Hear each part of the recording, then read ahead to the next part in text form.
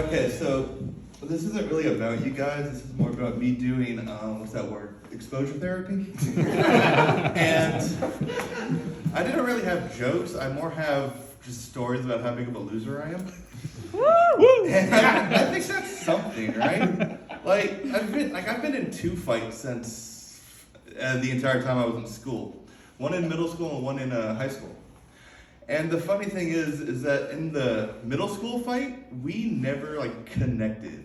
We're just we're out on the field or whatever, for PE, and we're just what, fuck you, and we're just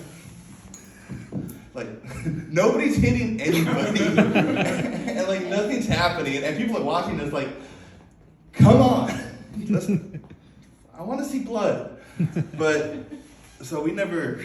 So then the teacher comes out, and I'm the one who's I'm mad. I'm what happened? It's I got into a fight with that guy. We both got suspended, even though nothing fucking happened. And that's the thing about me is I'm not afraid of getting into fights. I'm afraid of the consequences. So fast forward a couple years, and I'm in high school, and I don't remember what I said to the guy to make him punch me first.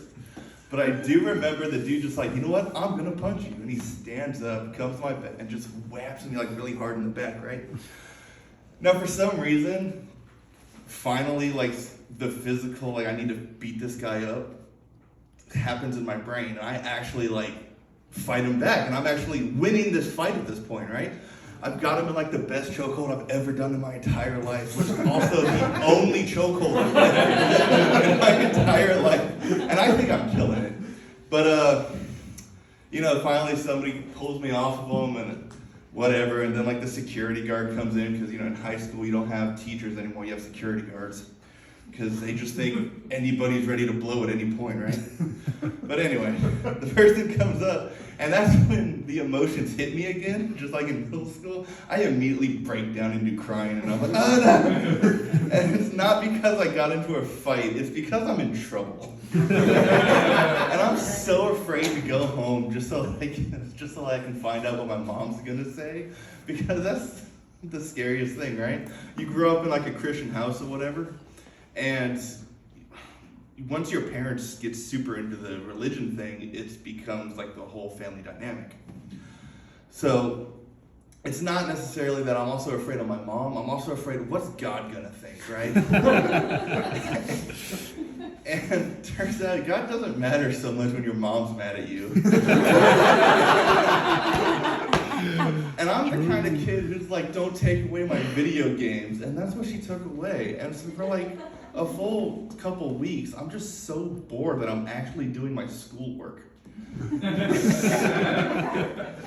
So, I don't know. Getting into fights, sometimes it's not worth it.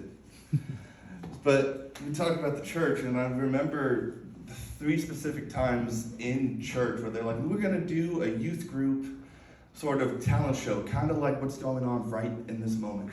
And I remember I was super into those Chuck Norris jokes, right? That I'm nobody's heard of this guy before, right? Have I got news for you? So I get together a full page of the Chuck Norris jokes that I ripped from the internet, from a website. I'm plagiarizing at a very young age. And I go into the church and I start telling the jokes. And I'm actually getting laughs, and I'm thinking I'm the funniest dude ever. So then the next year, I'm getting into playing guitar because my school, for some reason, decided guitar was a good class to have. So I'm getting into guitar, and I play this Jonathan Colton song called The Future Sim. And he's kind of a comedic sort of songwriter, and I do very well, and I'm very into it. So then the 3rd year comes around for the talent show, and what do I do now? I know I'm on YouTube, and there's this Chuck Norris song but it's rapping the whole time. And I'll do that. So I get everything together, I learn all the lyrics, and then I get up on stage, and they try to hand me a guitar, and I'm no, I'm gonna sit here and just say it without any music. And let me tell you, it was as bad as I made it sound, okay? And so I kind of swore off getting in front of people again until I started improv, and now I'm here. So thank you guys.